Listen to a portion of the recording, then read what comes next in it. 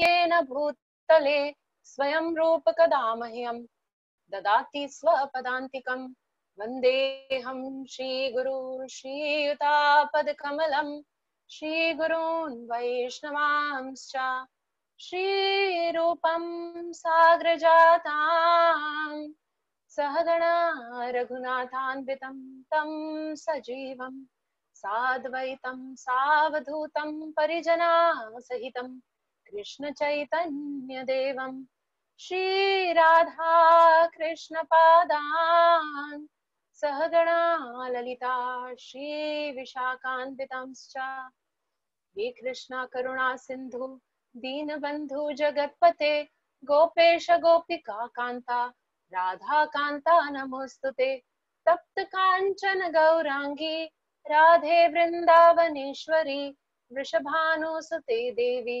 प्रणमामि हरिप्रिये वाञ्छाकल्पतरुभ्यश्च कृपा सिन्धुभ्य एव च पतितानां पावनेभ्यो वैष्णवेभ्यो नमो नमः। श्री कृष्ण चैतन्य प्रभु नित्यानंद श्री अद्वैत गदाधर श्रीवासादि गौर भक्त वृंदा हरे कृष्णा कृष्ण कृष्ण हरे हरे हरे राम राम राम हरे हरे। नमो विष्णुपादाय कृष्णप्रेष्ठाय भूतले श्रीमते भक्तिवेदान्त स्वामिनिति नामिने नमस्ते सारस्वते देवे गौरवाणी प्रचारिणे निर्विशेष शून्यवादी पाश्चात्य देशकारिणे।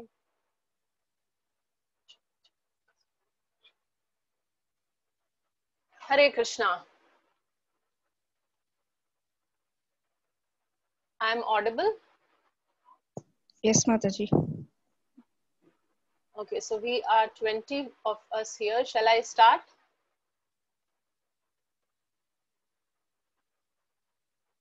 Okay, we'll wait for just one more minute and then we will start. I'll just be back.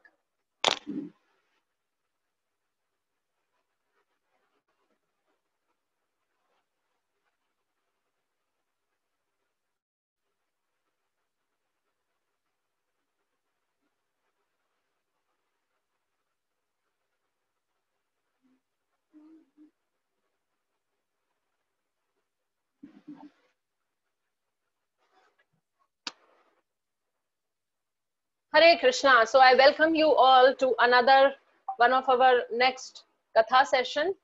And today the theme what I have chosen is a day with Krishna. So how many of us want to have a, or rather a date with Krishna?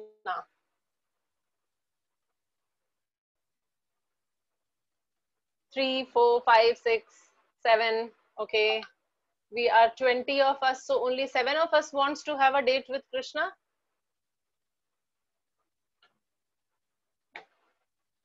Good. So today we will have a 1 hour date with Krishna. How is Krishna's typical day? What all he does and what happens in Vrindavan right from the time he wakes up.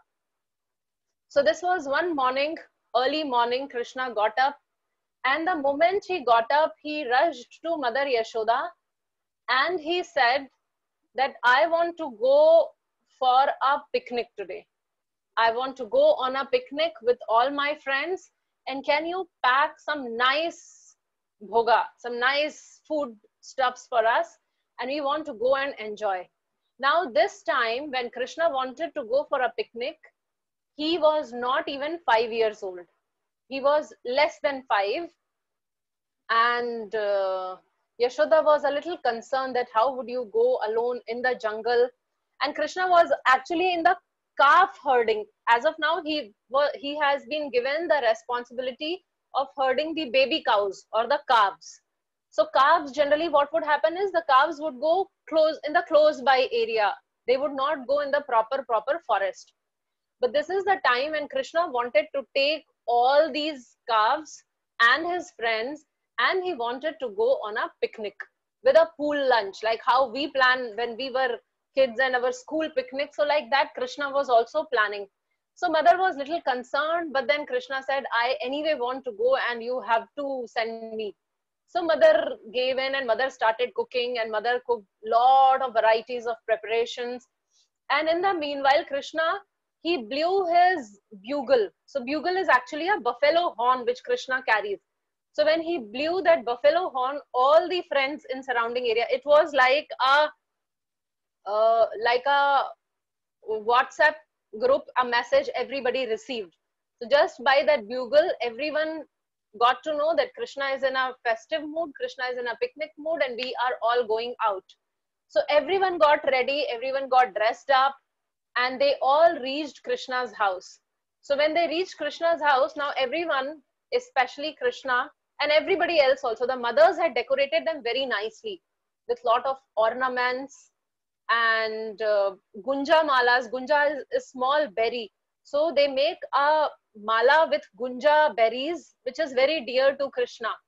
And this gunja tree is found very easily in the forest areas. In fact, there is one gunja tree when we enter from the arch to our temple. There is one gunja tree there also. So Mother Yashoda had made gunja mala, and all the mothers had made gunja mala. So they were all wearing gunja malas. It's a very beautiful seed. You can Google and check. It is half red and half black. Tiny little seed, red and black combination. It's very, very pretty. So they were all wearing these gunja malas and different flower garlands and ornaments. And in one hand, they were holding the flute. In the other hand was a stick. Now, stick was for herding the calves. And on the stick, because everyone has packed their different lunch preparations also. So on the stick, like if this is the stick, so on both these ends, they had tied different lunch boxes. So small potli in the cloth bag, they had tied. So like they were carrying the stick like this. So something was hanging in the front and something was hanging at the back. And this is how they were carrying their lunch. And so they had this lunch bag, bugle, flute, stick for controlling calves, and then they all finally happily started going for the picnic. Now, because these boys had come, they had all come with their personal calves also. And it is described in Srimad Bhagavatam that Krishna had asankhya. The word used there is asankhya. So he had asankhya calves. So asankhya actually means, in Sanskrit, it means unlimited. So Krishna had these unlimited number of calves, and so did his friends. So there were thousands of boys, and these thousands of boys had huge number of calves. In fact, if we read the commentary of Vishnu Chakravarti Thakur, he says that asankhya can mean 1 followed by 17 zeros. 1 followed by 17 zeros. 1 followed by 70 is a crore. So this is 1 followed by 17 zeros. So these many calves Krishna had. And then everybody else's calves. So together there were so many calves and so many boys. And we may wonder that Vrindavan is a tiny place. Like many of us have been there to Vrindavan. Vrindavan, it is described just 32 square miles area. Now in that tiny area, thousands of boys with their asankhya or unlimited or 1 followed by 17 zero number of calves, and they were all on the roadway, and there was no traffic jam. They all started walking towards the forest, and there was no jam, there was no rustle bustle. They were happily in a festive mood. They were just proceeding towards the forest. So that is the beauty of the Supreme Lord. Now we may think how Krishna can have like so many people, how Bhagavatam is true, how is it actually possible? So it is actually possible because Krishna, when he was young and once he opened his mouth and Yashoda saw the entire universe within his mouth. Now how big is Krishna's mouth? He's a baby, probably 2 years old, just few inches, maybe 2 or 3 inches. And inside that, if the whole universe can come, not only world, whole universe can come. So here we are talking about having these unlimited calves and boys in the forest, happily going for the picnic. So for Krishna, nothing is impossible. And that is how once we heard that story also, the Narad Muni and the cobbler, where the cobbler gives that example that in one mango seed, the whole mango tree is within one mango seed. So how is anything impossible for Krishna? So Krishna is inconceivable, and unless he does things which are inconceivable, how can he be God? So for him to be God, he should be doing, ought to be doing some inconceivable thing. So this is what Krishna had planned. So this is how unlimited boys and unlimited calves and Krishna with all of them, they were all going towards the forest. Now, when they were walking, these many boys were walking. So first thing what they started doing is, jo aage chal raha hai, the one who was walking in the front, they would steal the lunch box. So because it was hanging backside on the stick, so they would take somebody's lunch box and throw it far away, and then someone else would catch it from there and throw it further far away, and then finally they would take it and hide it somewhere where the thorny bushes are there or red ants are there, so they would hide the thing there. So even if the boy can see, he would not be able to take it out. So then he becomes angry and he would do something similar. So like that, they were having a lot of fun and teasing each other and playing each other, and they were proceeding. So when this was all going on, Krishna walked a little ahead, and he just wanted to examine the mother nature. He just wanted to look how beautiful things were and how the forest was lovely. So absorbed in those thoughts, Krishna actually walked a little ahead. So when Krishna went ahead, these boys, they started screaming, aham purvam, aham purvam.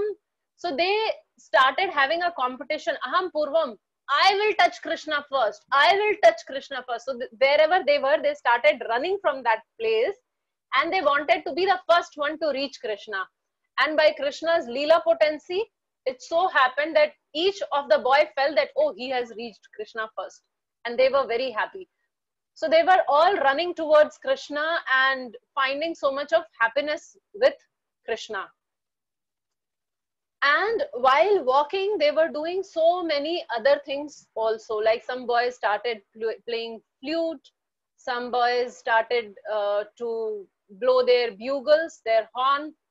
So when that would happen, then some other boy said, hey, this is not so cool. I mean, these are for simple people. We are naughty boys. We are not supposed to play flute and all. We will do something different.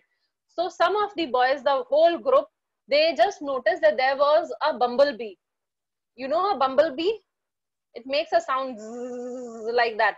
So they noticed a bumblebee, and then one group started imitating the bumblebee. So when some of them started imitating the bumblebee, the others also started, and that is how the whole thousands of boys were imitating bumblebee. And then for some time they did that, and then after some time, some of the boys, they noticed, oh, there was a cuckoo bird. So then they started imitating the cuckoo's voice. They started singing like a cuckoo. And when they were all this singing and buzzing, then some boys said, this is not manly. Let's do something which like men do.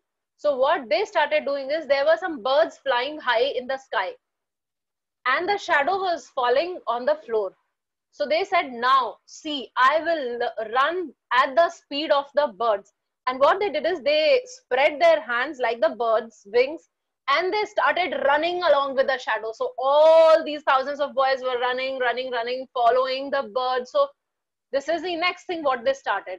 And then after some time, they noticed that at the lake, there were beautiful swans.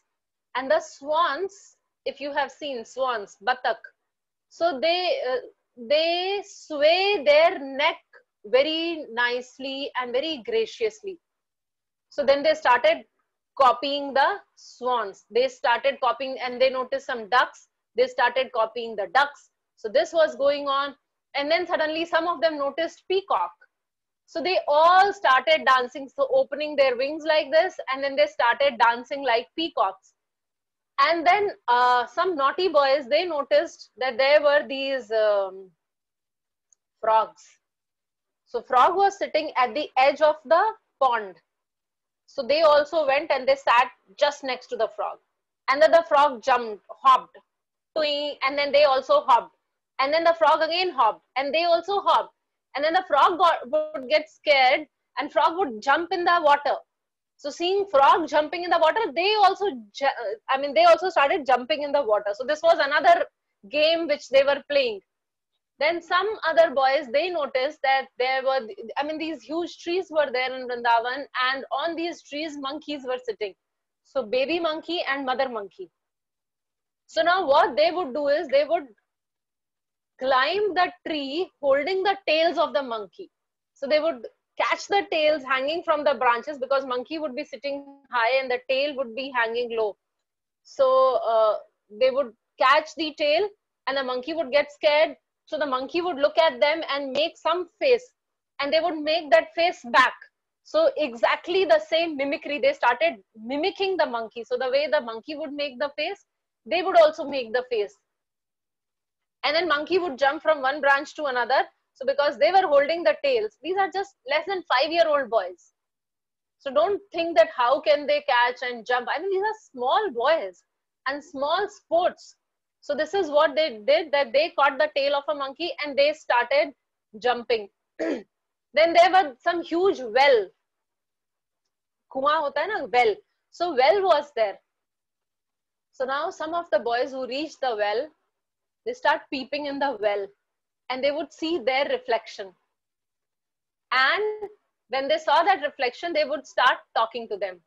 Arey, kaun hai? And then when they would say kaun hai, like who's there? And then kaun hai, like that, it was echoing. And then they would call out names and they started cursing each other. That you would die today. Oh no, you would die today. So like that, they were talking to their reflections, and the echo was coming and they were enjoying that echo. So when somebody would call Ray, and then Ray. So they'll wait for it to calm down. And then again somebody, oh Ray. So like that, they were continuously enjoying. So there in Bhagavatam, there is a description. And we have all read that there are 3 ways of God realization. The yogis, the jnanis, and the bhaktas. So the yogis, they attain impersonal liberation. The jnanis, they attain Paramatma realization. The bhaktas, they attain the Supreme Personality of Godhead. But all these 3 categories, can they ever imagine having so much of fun with Krishna as just a 5-year-old boy?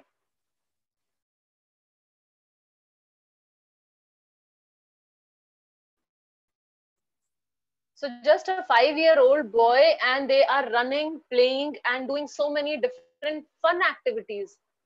Now, can an impersonalist ever conceive? Can a jnani ever conceive such relationship? Because for them, the Supreme Lord is that Brahma Jyoti, that aura or that Brahma effulgence which comes from the Lord, that is all in all. So can they ever imagine such sweetest of the sweet pastimes? We heard the description of various games they were playing. Actually, all the toys in the modern world, all the games what people play, the origin of everything is Golok Vrindavan. Not even Vaikuntha planets. Because with Vishnu, we don't play such games. So the origin of all these fun activities, of these games, everything is in Golok Vrindavan. So that is why there is so much of emphasis, and that is why Chaitanya Mahaprabhu personally comes to establish this fact that Krishna Bhakti is Sarvopari. It is the topmost. It is the essence of everything. Because we may attain different form of Lord. I mean, we are talking now of not Brahmajyoti, even different forms of Lord. So can we imagine playing like this with Nrsingadev? Only horror rasa would be there with Nrsingadev. I mean, when Nrsingadev appeared, Lakshmi could not go. Lakshmi, though she stays with Vishnu always, but when she saw this ferocious form, she was scared. So can we imagine playing like this with any other form of the Supreme Lord? So this is Golok Vrindavan. This is sweetness personified. And this does not happen there once or twice. This happens, this is like every day's story. So that is why yogi, jnani, following so many asanas, niyam, yams, pranayam, doing so many things, attaining samadhi. But even after attaining samadhi, all this is not possible. So this is the great fortune of the devotees in Vrajbhumi. That when we are at Vrajbhumi and they experience this, with otherwise it is impossible for people to attain and understand. So this is how the day started. Now what?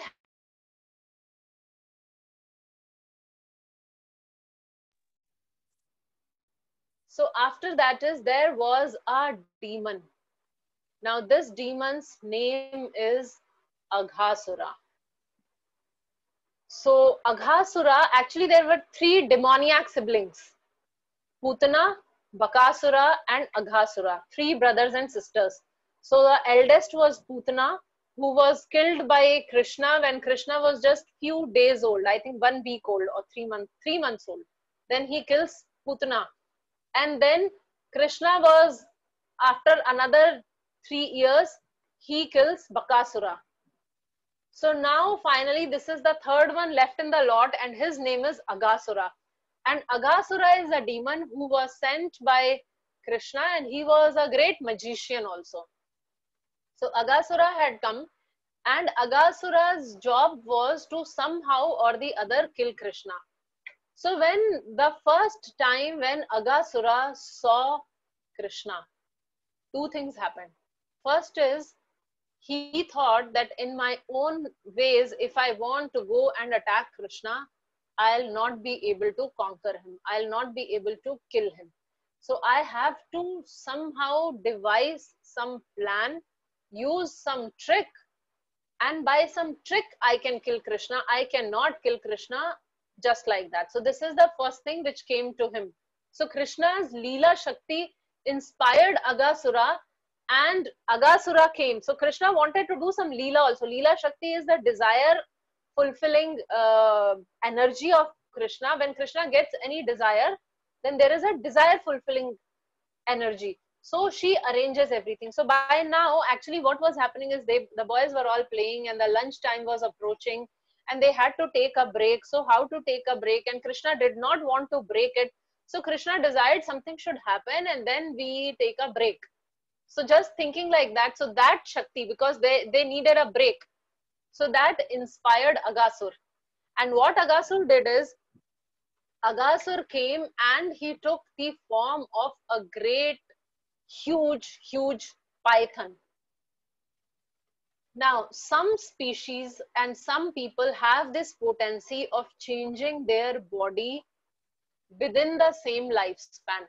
Like we all know about transmigration of the soul and how we change our body at the time of death.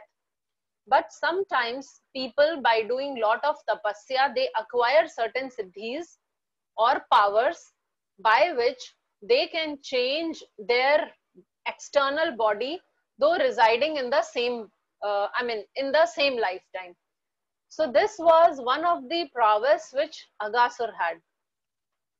So Aghasur thought that let me take the body of a huge python. Now why python?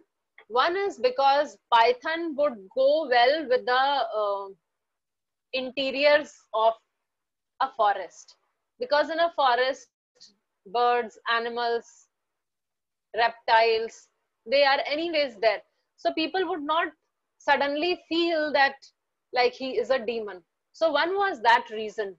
And second, he thought in this way, I can swallow the bodies completely. See, when the snake bites, it just bites. It does not swallows our body. But python, though it is of the category, it is of the family of snake, but python is ajgar. So ajgar or python, it completely swallows the body. So Aghasur wanted to take revenge for the death of his siblings. So what he thought is that if in this way I can completely swallow the bodies of Krishna, his friends, and all these calves also. So he thought if I do so, then that would be the appropriate Pindadan. Pindadan is the final rites. So he said that would be the proper final rites for my brother and sister if I completely take up their body and I completely absorb it. And he also thought that if I will do so by killing not only Krishna but all the cowherd boys and the calves, what would happen is all the inhabitants of Vrindavan would die, because they would feel so much of separation that they would all also cry and die. So in this way, by doing one thing, everything would be destroyed. The whole Vrindavan would be destroyed, and that would be the proper revenge for my sister and brother. So thinking that, Aghasur assumed the form of a huge python. Like he was as thick as a mountain, like very, very huge. And he was as long as 8 miles.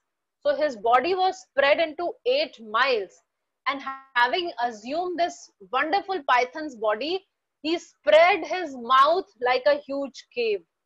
So it is described that the lower lip, like the python's mouth, so the lower thing was on the floor or on the ground, and the upper was actually touching the sky or the clouds. So he assumed such a huge form, and he was lying motionless. He was just not moving, so that everybody would think that it is some cave or something, and these boys would walk inside me, and when everyone would walk inside him, he intended to close his mouth and swallow them up. So he assumed this wonderful python's body, and he was ready to swallow everybody.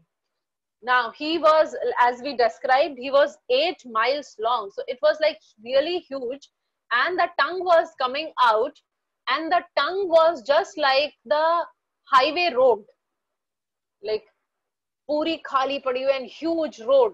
So the tongue was like a huge road, and it was a huge, gigantic form.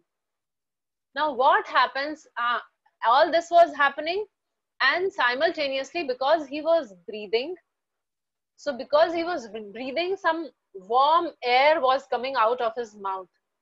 And this warm air was accompanied with some bad smell. Bad smell because he has been a carnivorous all his life, and so many animals he has eaten, and it is all inside. So that bad smell was coming out, that warm wind was coming out, and this is how he was, but he was lying absolutely standstill, waiting for the boys. So upon seeing this wonderful form, which resembled a great python, the boys thought it might be a beautiful scenic spot in Vrindavan. So they became very like excited that, oh, we never knew that such a scenic spot, such a playful thing is there, and there is a cave. And they were like, look, there is a cave also. Hey, look, there is completely dark inside. Shall we walk in? So like that, when they were thinking, and they started talking like that, and they were completely unafraid. And some smaller boys, like there were some younger boys, so these younger ones said, hey, is it safe? Shall we go or we shall go back? I think it is a snake. I think it is a python. We have to be careful. And the elder boys who were there, they say, ha, who cares? Krishna is there, na? If something happens also, Krishna is there. What is there to worry? He killed Bakasura, don't you remember? He killed Vatsasura.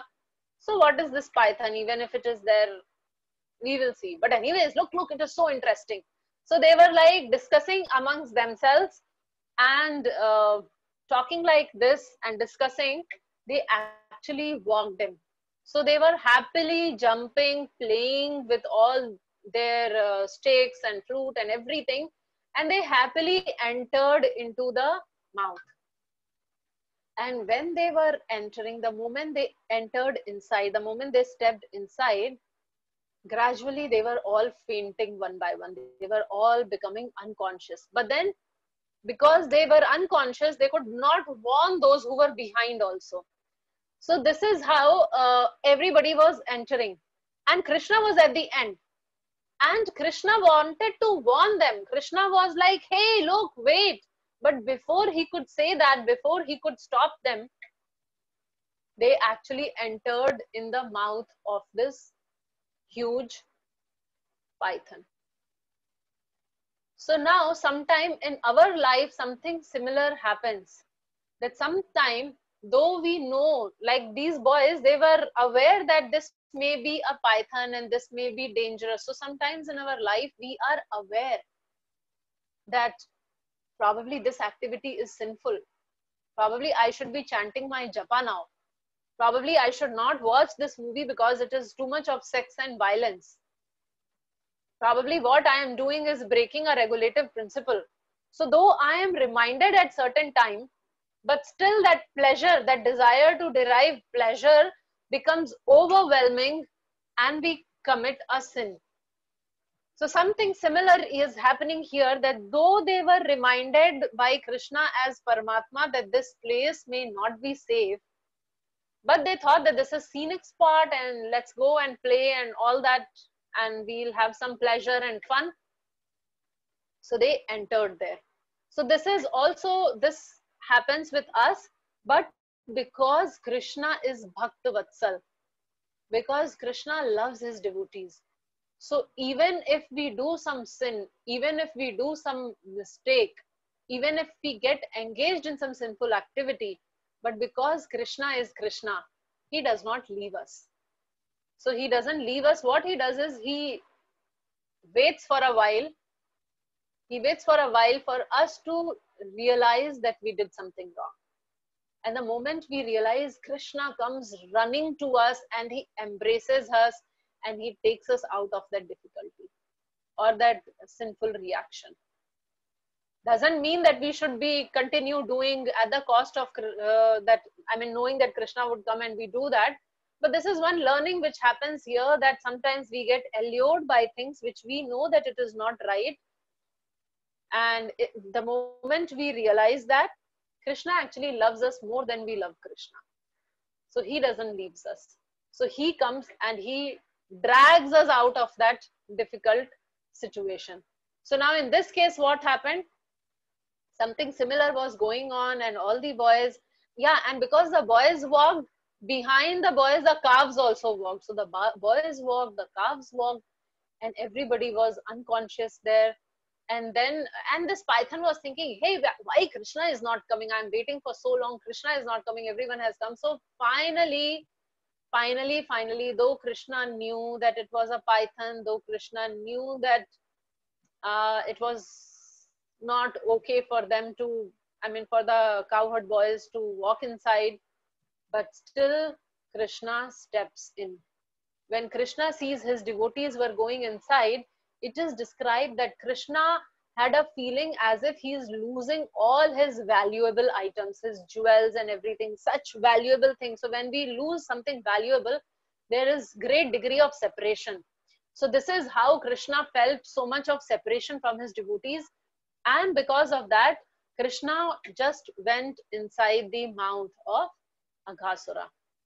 So when Krishna reached there, and then he realizes that all the friends are already unconscious there, and most probably they were dead by the time Krishna reached.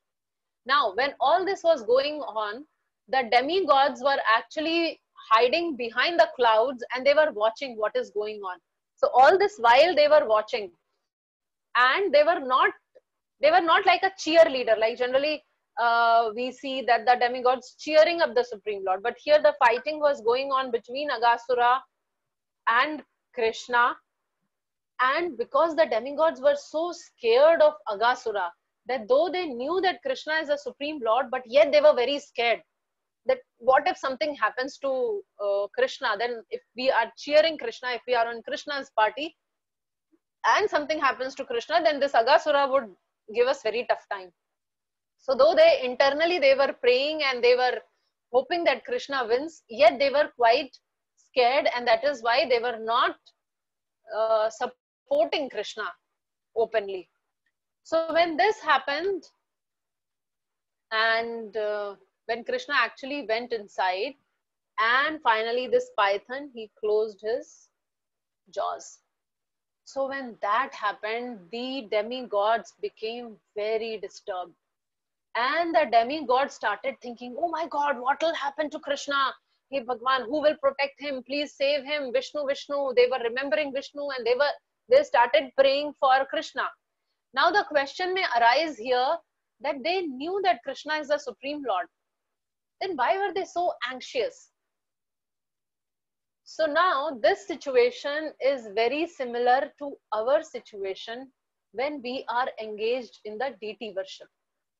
Deity worship is done with this mindset, with this attitude, that though Krishna is the Supreme Lord, though Krishna can take care of everything, yet we don't think that, why shall I cook for Krishna? Krishna has everything. He'll eat whatever he wants.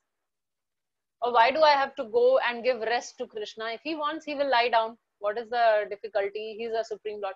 If we are thinking like that, then we cannot do deity worship. Then we'll become very lazy and lethargic, and we would commit lot of seva aparadh. So deity worship is done with an attitude that Krishna is completely dependent on me. That I have to give the food and then my Lord will get something to eat. I have to give him rest. I have to give him warm clothes in winter and suitable clothes in summer. Otherwise, my Lord would feel heat or cold. Now, we know that Krishna does not experience heat or cold. He does not have a material body like ours. But then we worship him in that level. So that way, the demigods were also very concerned that, oh my God, what is happening with Krishna now? Please save him, and what would happen, and all that was going on in their mind.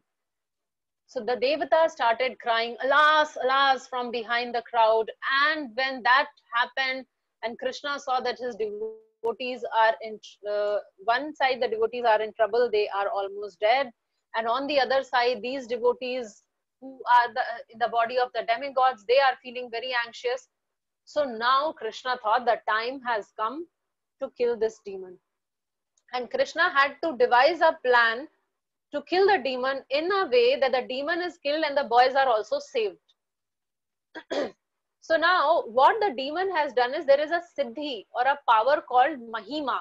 So if you have this power Mahima, you can expand your body to huge proportions.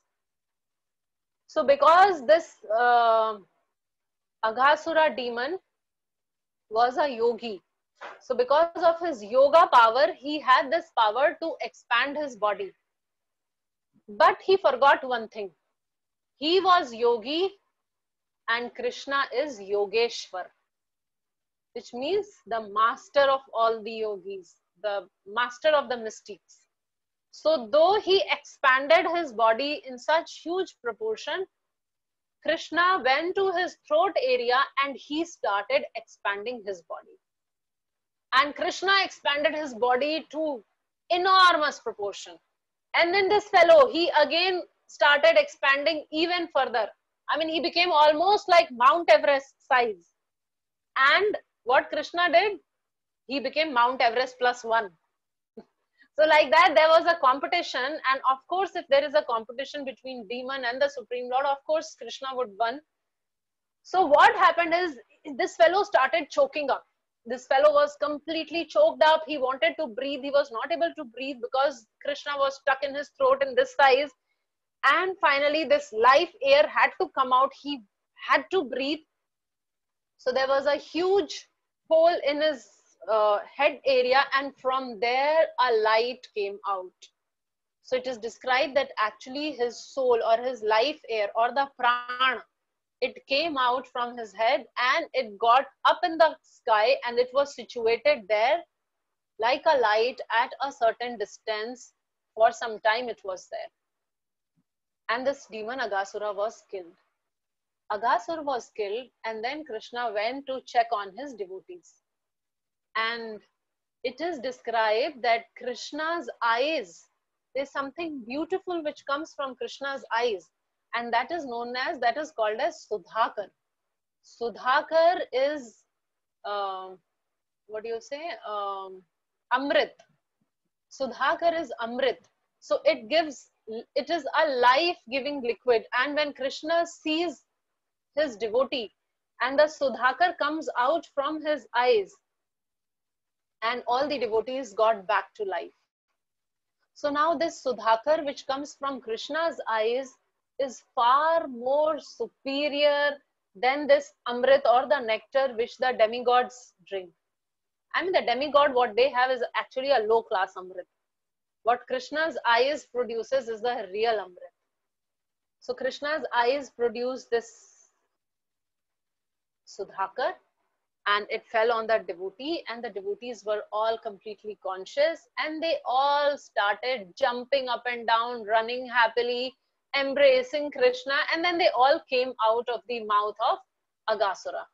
So now another lesson for us to learn here is that when we are standing in front of the deity, especially when we are in the temple where we have deities for whom the Pran Pratishtha has happened, fully powerful, competent deities. So the deity form, when we are standing in front of the deities, we should make sure that Krishna has our darshan. Even if we are not having Krishna's darshan, we should stand in a position where Krishna can have our darshan. Why? Because Sudhakar would fall on us. And that would perfect our lives. So we need to stand in a place from where Krishna can see us from top to bottom, and our whole body gets soaked in this Amrita. And then we will attain prema. When Krishna sees us, when Krishna mercifully glances upon the devotee, that is the perfection of devotee's life. And how can Krishna see us? Bhakti Siddhant Thakur has emphatically told that we should work in a manner that Krishna sees us. We should not desire to see Krishna, but act in a way that Krishna wants to see us.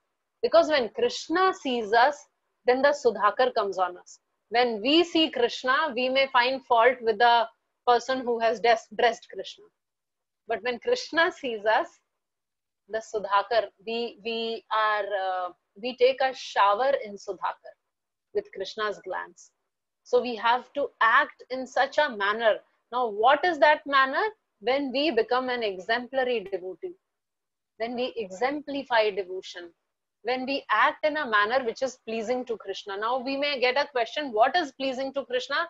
So go to the Bhagavad Gita, open chapter 12. I think in verse number 13 to verse number 20, Krishna is describing all the qualities which is very pleasing to Krishna. And we should learn those qualities, acquire those qualities, and live in that manner that we become pleasing to Krishna. And when we become pleasing to Krishna, Krishna sees us. And when Krishna sees us, we take a rain bath in Sudhakar and our life is perfected. So now this happened, and going back to the story, so all these boys and the calves, they came out of Aghasura's body, and it is described that how that soul which had come out was situated in the sky for some time, and the moment Krishna came out, that light particulate entered in Krishna's body, and after touching Krishna's body, it went to Vaikuntha planet. And it is described that Aghasura got Sarupya Mukti. Sarupya means he got 400 forms like Vishnu. So now how it happened that the person who had come to kill Krishna, how can he get Sarupya Mukti? Now those of you who had a lot of questions about liberation or Mukti, so please be attentive. So this person, a demon, is getting Sarupya Mukti. Do we want that? Or do we want to play like those cow herd or calf herd boys who were playing with Krishna in the forest doing different things? What do we want? The choice is ours. So I hope with this pastime, it would be very clear that Sarupya and Sayujya and all these different type of liberation, it is suitable for these demons, not for me. I want to have a date with Krishna. I want to go and play with Krishna. So this is the huge difference. So now it is described there in Srimad Bhagavatam as how this, why, the reason behind why he got this mukti. So the reason is that Krishna touched him.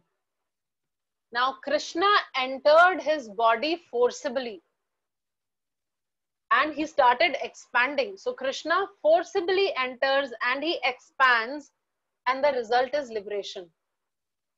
So even if at times we don't feel like chanting, even if at times we don't feel like rendering devotional service, but if we do that, if we allow by force also Krishna to enter within us, it purifies us.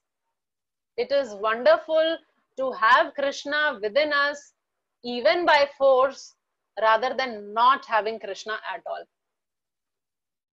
So this is why Aghasura, this is how Aghasura was purified. In fact, it is also described that that bad smell which was coming out, that bad smell completely got transformed and the whole body started smelling like aguru. Aguru is type of a very, it's a very nice fragrance. So again, the whole body smell changed to wonderful, nice fragrance because Krishna has touched. So the everything got transformed by Krishna's touch.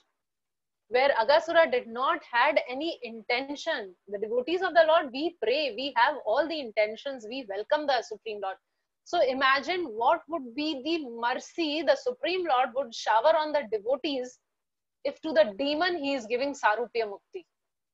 If for the demon where he is forcibly going and he is giving liberation, what can the Lord give us if we worship him with love? If all we desire is to have some closeness and some service for the Supreme Lord.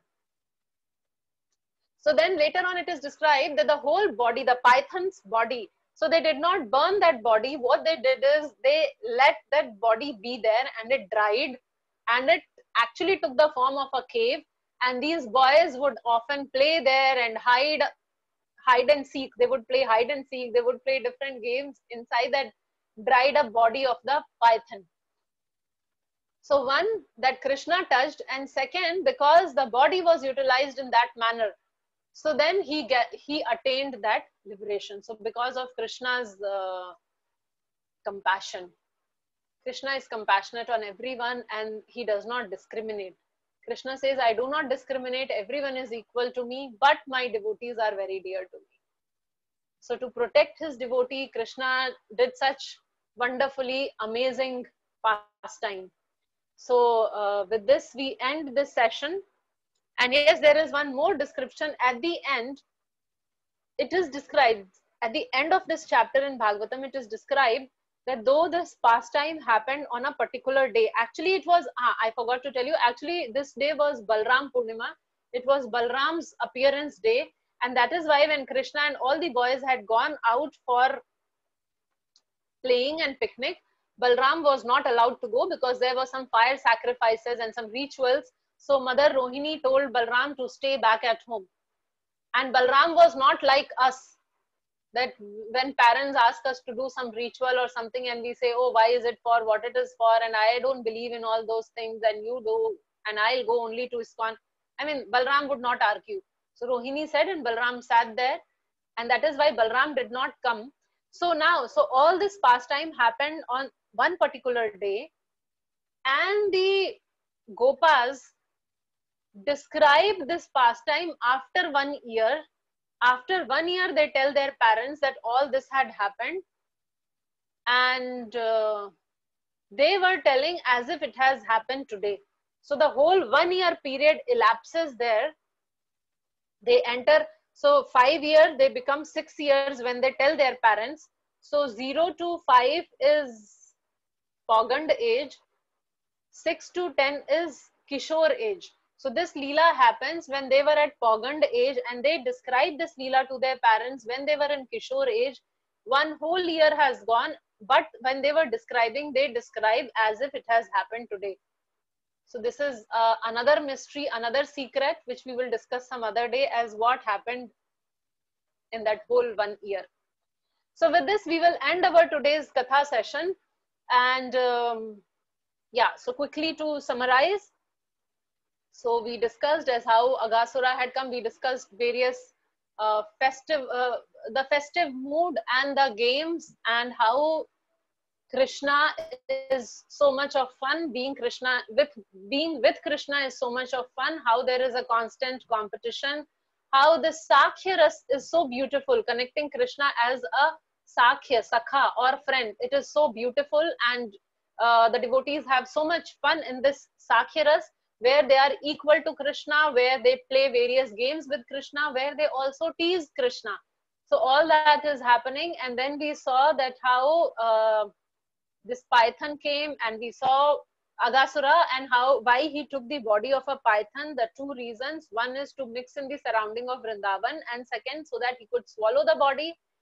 And then it is described about how Gopas going inside the mouth also represents our sinful mentality at times when we want to run away from Krishna, but because Krishna is Bhaktavatsal, he catches us and brings us back. Then we also discussed that how the Devatas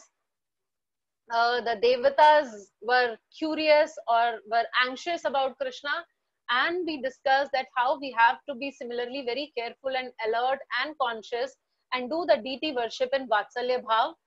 And then towards the end, we discussed the glories of Sudhakar and how we have to work in a manner that Krishna sees us, because when he sees us, we take a shower in Sudhakar.